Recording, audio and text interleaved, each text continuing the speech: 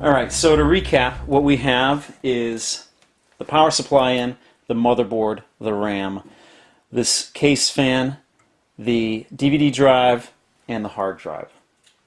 There's only three more things to install: the processor, the graphics card, and the water cooling system. Once that's all done, what we're going to do is we're going to attach everything and attach all the cords. The next thing is going to be the graphics card.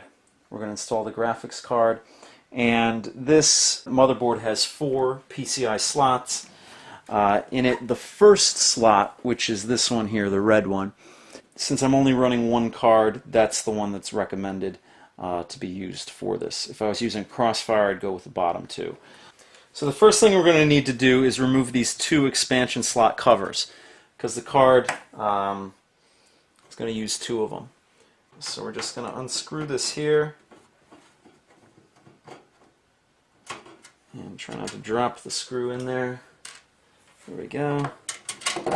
First mesh, pull it out, and I'll keep that in a box somewhere so I have all my pieces together.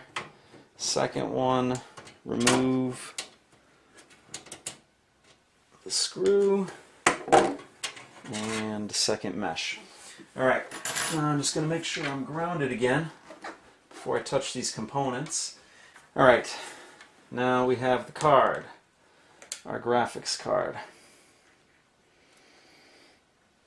It has a couple of covers on the slots, so we're going to remove that. There we go. So we can actually plug this in. What we ended up doing, since the graphics card is mounted in the first PCI Express card slot, and it conflicts with the hard drive. So what we did is, or what I did, is I just moved the hard drive from this port, or this bay, to this bay down here.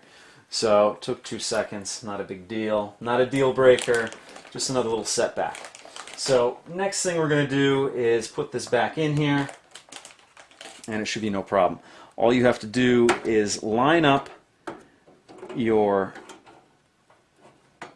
slot in the back here, and everything should fall into place.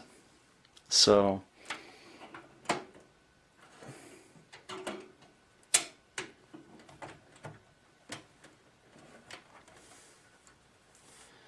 okay, everything's lined up, and you're just going to push it in until it snaps into place nice and snug.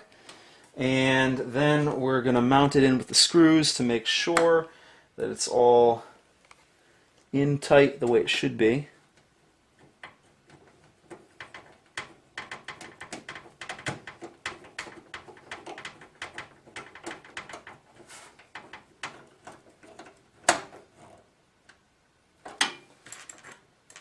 Okay, one screw in,